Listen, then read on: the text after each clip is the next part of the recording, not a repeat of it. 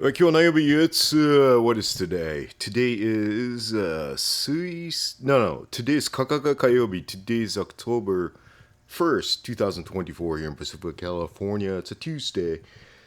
Believe it or not, man, it's 63 to 85 Fahrenheit. That's 17 to 29 degrees Celsius, man. It's probably the hottest day here in Pacifica.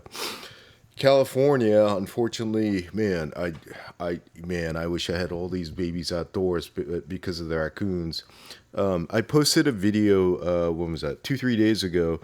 There's some like tiny hariko that were in a little container back then, 3 weeks ago, right, when the raccoons came. And they didn't touch them just because they couldn't see them, but now they're slowly growing. So I kind of decided to keep them out there because it's been 3 weeks since the raccoon hole attack, and I'm sure they're going to be back, but I'm just kind of risking it just because this temperature is not going to last. I think this is last week. After that, I'm going to bring them inside like the other ones, because once they get to a certain size, I'm sure the raccoons will see them and gobble them up, and this may become their routine, which I'm trying to avoid. I saw a sad video from a buddy member,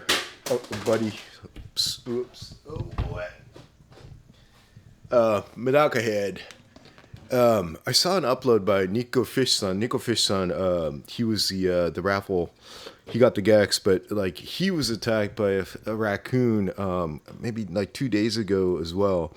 But I guess it's something that like us keeping life outside in water, we'll have to kind of deal with, and depending on where you are geographically. I'm in Pacifica, 12 miles south of San Francisco, with all the mountain lions. The raccoon population really diminished, and like I had mentioned, I have never seen a raccoon in the past 8 years, and they just magically arrived out of the blue. But you just have to try to adapt to the environment, both weather-wise, but as far as nature goes, man, they're just gonna do their thing, and we have to try to coexist in their territory, pretty much. So the reason why I'm in here today is, let me just take a real quick sip. By the way, the best beer of the day goes out to Fire Harp Son, and I know I forgot to mention your name, Domo Sumimasen. I apologize. And H-Son, Nico Fish-Son, Mr. Andy Yo-Son, and Lord Marshall-Son for, this fantastic beer on this hot summer nights, just like Van Halen 5150 style. So let me just take a real quick sip. Oh, yeah. All right, that was good. The reason why I'm here in the garage today is there's two. Water change, and this is that tub that I started with some random eggs that I had inside, and since I wasn't going to bring them outdoors anymore, the reason being the weather is great, yeah, and the raccoons aren't going to see these little suckers, but the problem is you have to get them up to a certain size. I would say like minimum half an inch, securely 2/3 of an inch by the time the temperature drops, right? The temperature is continuing to drop. The daylight is getting shorter and shorter. So if you don't get them up to a certain size by fall, really fall, when you have the cold mornings in the low 50s, these little babies are not going to grow anymore. And what does that mean? They probably won't make it through the winter, and if they do, the ones that they do, they are going to miss out on that first stage when they're supposed to develop, not just size-wise, but internally. So even if they make it, when fall comes and when the weather starts getting warm, they're just going to stay tiny.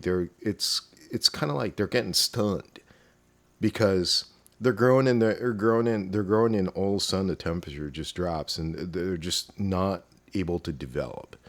So you're never going to get the full potential of them.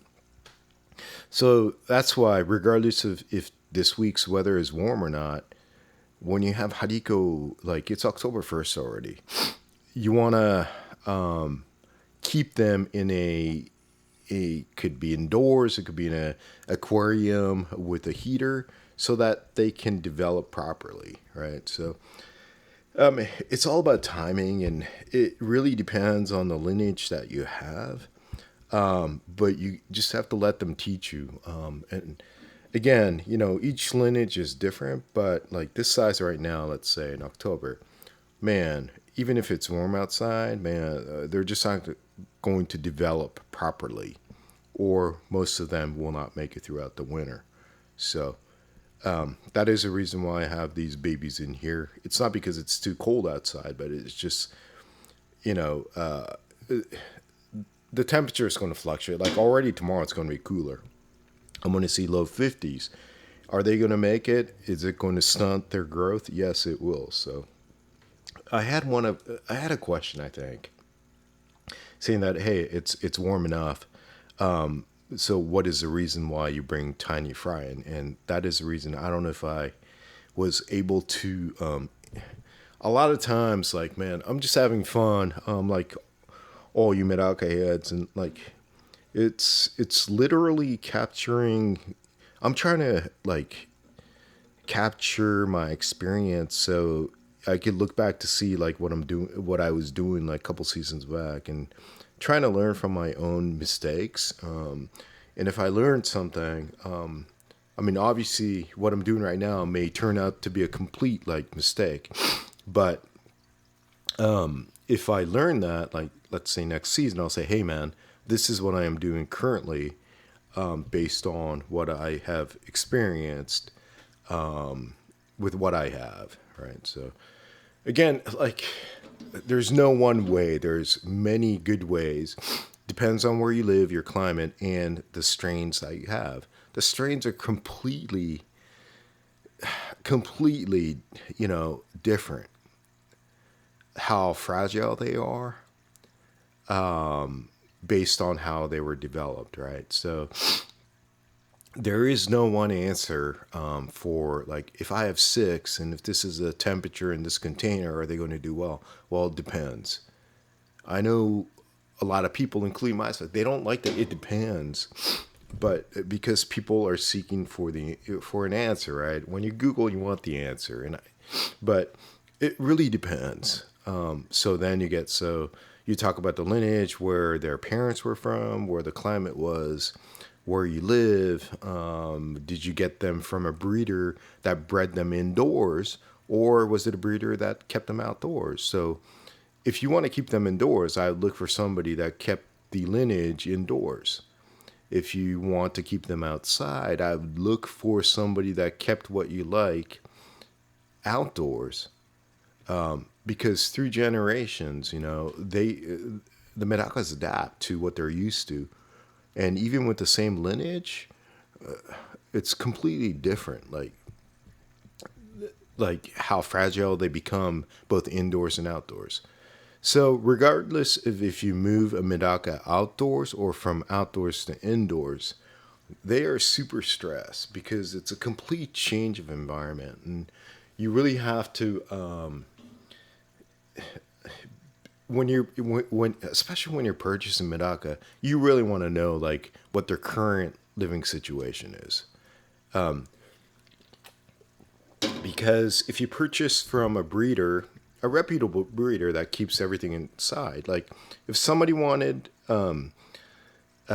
this is not a good example because these boys and girls have lived outside and indoors. But if I had a strain like the Metal Riffs that I keep indoors, and if somebody's like, man, I'm keeping it outdoors, I would just say, hey man, these are not for outdoors. And I had situations where like, I don't care, and they're like, I just want a trio for this price, and I just told them like, you got to look for somebody else because these boys and girls have not been tested outdoors per se.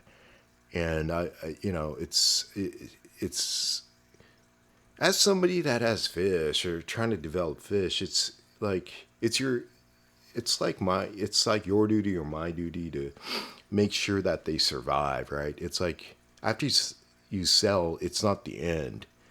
You want them to develop, and not just develop, but you want them to lay eggs. So my buddy over here locally, Mr. 10, he knows, and because I tell him my red cliffs, I don't know how they'll do. And in my opinion, they're very, I'm not going to use the word weak, but the way they were brought up and developed, from the source that I got in Japan, they were pampered as hell. And if you don't pamper them, they're really delicate. So they get super stressed. They were bred indoors, and they were babied 12 hours out of the day. So now you bring them to a different condition where, a lot of people, I work a day job, right? So I'm not there at home. So if I can, I'll feed them in the morning and I feed them at night. But in between, there's nothing. So they may look great, they may look healthy, but once it goes into another environment, like comes to your hand, where your lifestyle, there are two questions. It's not just about are you going to keep them outdoors or indoors? It's what's your lifestyle like? Because if they are unable to keep up with what you have been doing, let's say you work at home and you have access to them throughout the day and you're babying them, you're constantly changing water, you're feeding them periodically up to 5 times a day in small quantities. And all of a sudden, those fishes end up in a hobbyist that they know what they're doing. They're actually indoors like you, but they have a day job that, they don't work at home. So now they're limited to feeding in the morning and at night, but they are not used to being fed just twice and more, a lot of amounts of food. They're used to being fed little quantities 5 times a day. And because they're so used to that routine, generations after generations, their stomach, which they do not have, right? Medakas do not have stomachs. So they consume and it goes out within 90 minutes. Their system has to readapt to that. And that's super stressful for them. And without any reason, or they were doing great, but the next day they were dead. They were just lying on the floor. And that's the reason. They just, can't handle that because they can't store the food. They don't have stomachs. They move around and they constantly have to eat little bits and pieces to keep their energy going, to be alive. But now you're completely changing the cycle, and a lot of them just cannot adapt to that because they're not used to that, right? So that's something that a lot of people don't talk about or think about, because it's you have a beautiful fish and the goal is people are like, man, that's freaking awesome. I want that. And they're like, all right, it's $100 a pair or whatever it may be. But without really $100 a pair is a lot of money. For a lot of the lineages, it makes sense because they are rare. And if it came from a source that, that is credible, but the responsibility of a breeder or a seller is to make sure that they adapt well in the new environment and that they are able to reproduce eggs. Because it doesn't end at just selling it and that's it, man. As long as there's no DOA is dead on arrival. A lot of people guarantee that, but as long as it's not there, it's in your hands, man. And if something happens, it's hey, hey, maybe it's something to do with your water. Maybe it's something to do with how you have your tank set up and it ends. And, there's nothing really you could do as a buyer. But so I think what I'm trying to say, let me just take a real quick sip. Because this is something that I really never talked about in length, I don't think, even on the members only uploads that I do, but it's something that people contact me about, like, I got these fish that look great, but they died out of the blue. They looked healthy. But when I asked, like, did you ask these questions? And they said no, because they look great, they looked healthy, and it's coming from a reputable source. And then, this what I'm talking about right now, this is exactly what I'm kind of asking. Like, did you ask them about, the lineage, like where they're kept and their feeding regimen and all that? And they're like, no, because they should do well, but they don't. Medakas are strong. They are able to readapt, but it doesn't happen like just overnight, because during the time when they're trying to readapt, like, they're super stressed and they may not die immediately, but 2 weeks later, they may just die on you because they were just overstressed and all that stuff. Let me just take a quick sip, man. This sip goes out to all you Medaka heads. By the way, Medaka heads, you just hit the join button on Instagram, and they're not Instagram. I keep on saying Instagram, but on YouTube, and there's 2 tiers. Tier 1, it's become a Medaka head, an official freaking Medaka head, whatever that means. And tier 2 is it's what did I call it? It's something about a beer fund. So that's why the best beer of the day goes out to Fireharp Son, NH Son, Nico Fish Son, Mr. Andy Son, and Lauren Marshall Son, because they are providing me with this fantastic beer that I'm about to sip, man, because it's probably like in the 80s in the garage right now. Oh boy. And when we do have, or I started doing this raffle thing just because, what else can I do? So this next raffle, it's this clear case with a centimeter. It's great. It's inexpensive. They're available. They were available in Japan, and it just works. It's a great size. You scoop them up, and then you can see their size and all that stuff. So one of the differentiations that I made is if you become a Medaka head, basically when I do the drawing, you have one of, you'll have a ticket in here. But for people that are like, like a donation to the beer man, you got to do something different, special. To differentiate that. So from this time on, I've decided that for the tier 2 people, instead of 1 ticket, you'll get 2 tickets. So it should double your percentage and all that stuff. So I'll do this in I don't know. So if you join and become a member or whatever, I think it may be like 2 weeks, maybe.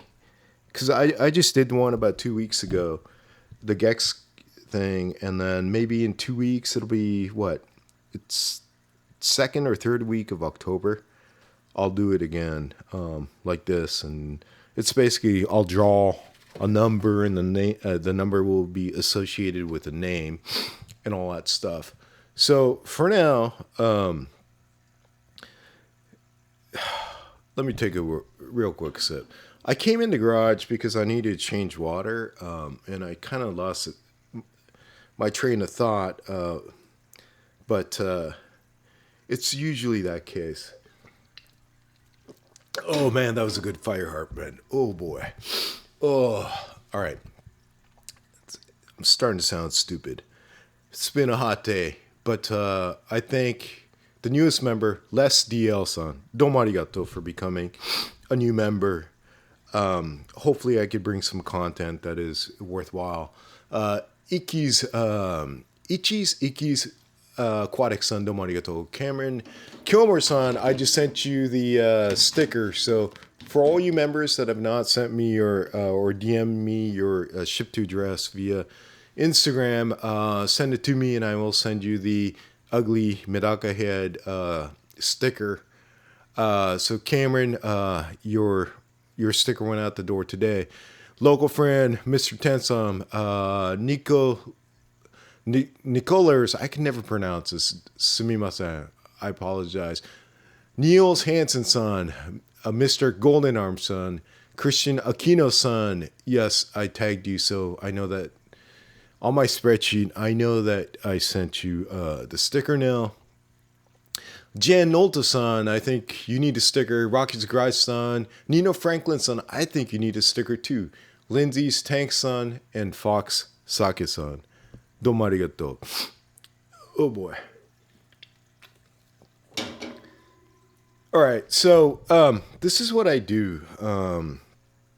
Medakas are really pH fluctuations, like the pH here in this clear versus this green water. The pH is higher in this green water. So if I just scooped one of these boys and girls in here, they'll be fine, vice versa, right? But the one thing that they are really sensitive to is water temperature changes. So I like using this because it's not 100% accurate, but it works, meaning I'll know what the difference is. So let me put it in Fahrenheit mode. So before I do a water change, I always go, okay, so that's 76 Fahrenheit, which is 24.8 degrees Celsius. So now the source of the water here that's been chilling here is 73 degrees Fahrenheit, which is 23 degrees Celsius. So to me, I was hoping to scoop out some water from here and put in new, but that's like a 2 degrees Celsius. So Fahrenheit may be the easiest way to understand, but that's about 77. And that is about 73.8, right? So to me, that's too much of a difference in temperature, because I think they did a scientific, some university in Japan did a scientific thing. And they said, for every Fahrenheit or degree, if it's 1, the difference is 1 to us, it's actually times 5 to 10 to Medakas or fishes in general. So that's a huge transition, right? So even though I was planning to do 50% water change, if the difference is 5, right, times 50, if I change half, this is going to go down to 2.5. So that means from 50, it's going to be 25. So that's a huge freaking difference in temperature swing. So, right now, I was supposed to grab my freaking King pitcher and start doing the swapping, but I'm not going to do it just because I'll wait till the morning, right? The morning time, this light will be off. The temperature should come down to something that's closer to this ground level without the light. So I'll do it tomorrow morning before I go to work. So the temperature is something that I really make sure that I don't mess with. It's better if it's going from lower temperature to going from a lower to a little higher. But if you're adding cooler water in here, it's going to drop the temperature. So that's something that I try to be very careful about because it really stresses them. And who knows, a week from now, some may just die out of the blue just because not of something that happened that day, but it's something that I have done today that just caused too much stress for them, right? So be careful with the temperature of the water. I guess that's I don't know if I was able to even mention anything that was meaningful, but I guess just listening to myself, that is something that is super important. So somebody mentioned this garbage trash here. It's actually not garbage trash. It's super. I'm not Dexter, because they're like, "Are you Dexter?" I go, "No, these are super thick bags, and I have like guitar parts in there, like necks and bodies and random stuff." But that's what they are. So they're not body limbs and all that. Like, but man, Dexter was a good run, man. I miss that. I miss that series. I didn't like the ending, but it's pretty freaking good. So. All right, enough of me. I hope I didn't leave out any of the members because you guys and girls you're gentlemen and ladies are super, man, some of the comments that I get, it's like, it makes me think, man, that water, nature, and all that really has a different meaning to everybody, and it helps them. Not just for enjoyment, but like mentally, physically, so mental health. I do this because they teach me a lot. These in nature, especially aquatic fishes. And I think over the years, my first tank was back in the 70s in Canada, back in a little town called Mississauga, 20 miles south of Toronto, Canada. I remember my grandma teaching me about tropical fish. But it was, I had mentioned, like, I did reptiles for a while, and obviously, I had my dog. I had my dogs for so long, and after they passed, I mean, I'm going through a 3-year slump, man, just because it's pretty rough when you have a puppy or dog for like 20 years or 17 years, and it becomes a big part of your life, and it's kind of like, I guess I'm not ready for it. But during that time, I did reptiles, pythons, and Nile monitors, but right now, just aquatic fish, water, nature, understanding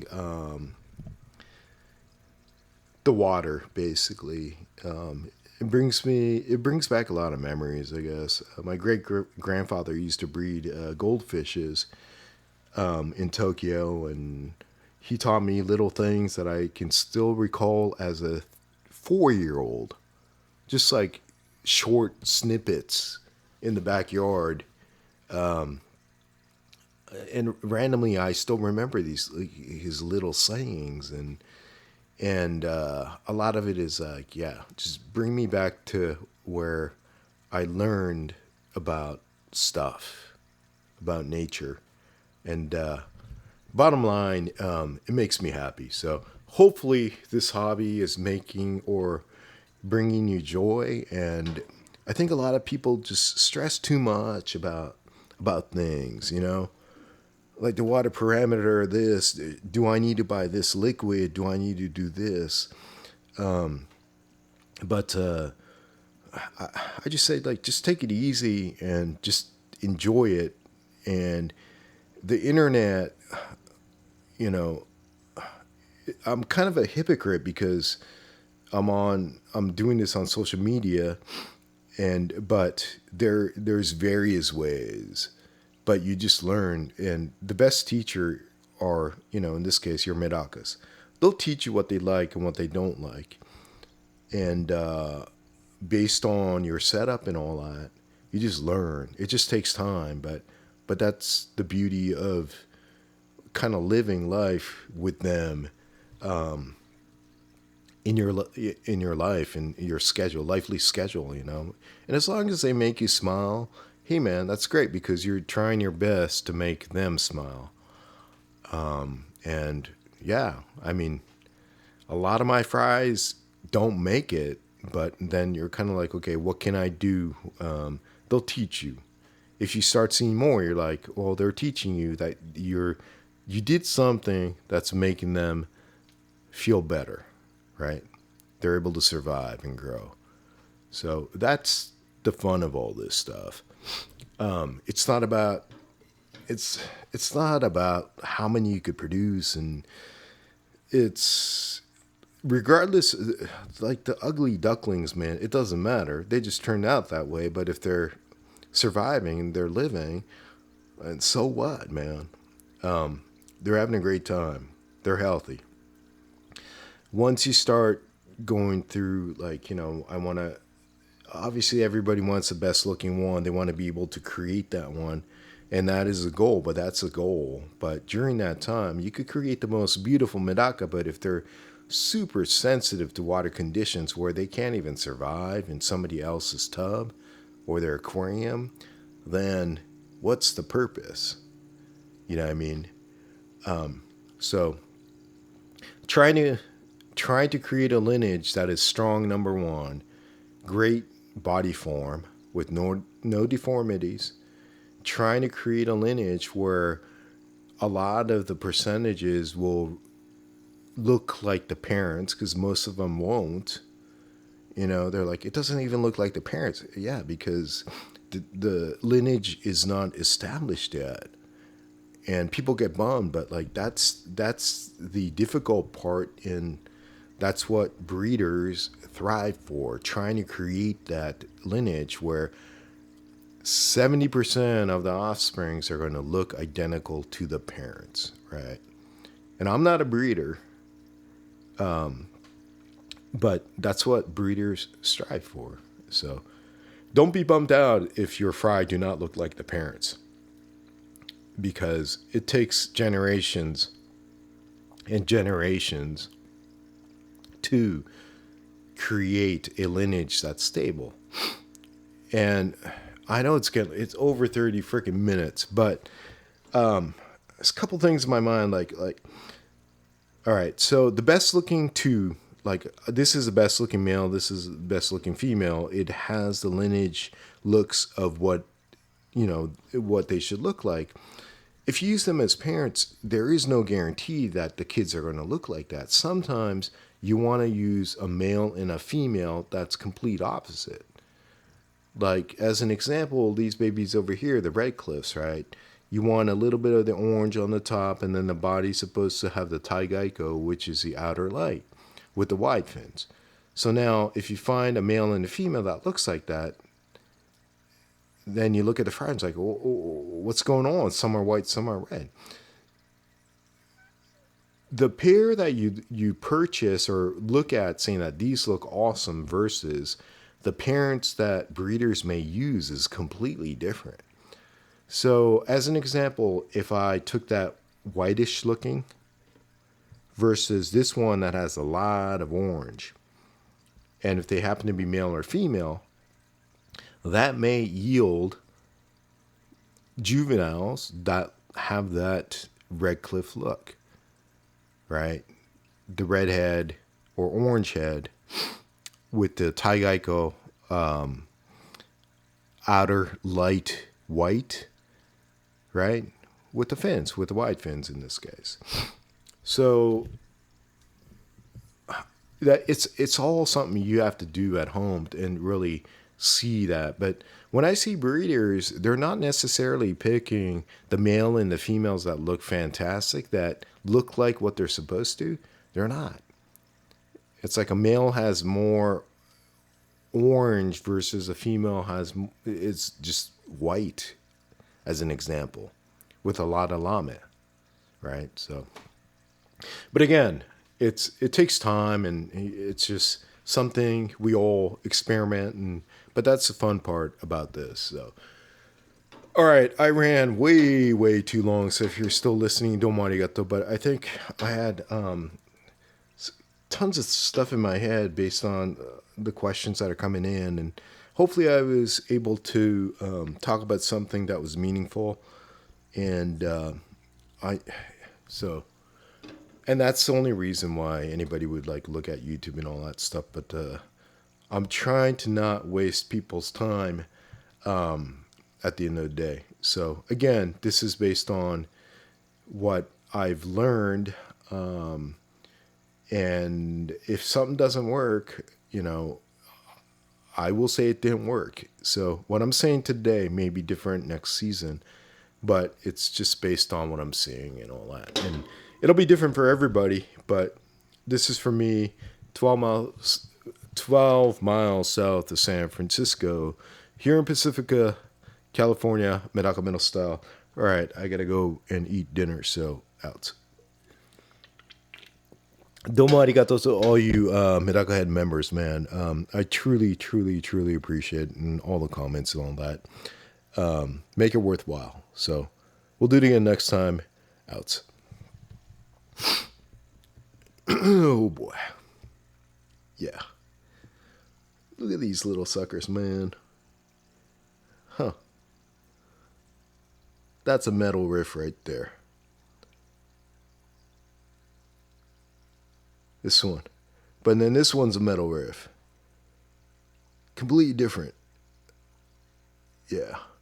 They haven't stabilized at all. So it's fun. There's a lot of work to do. So, all right. Enough of me. Out.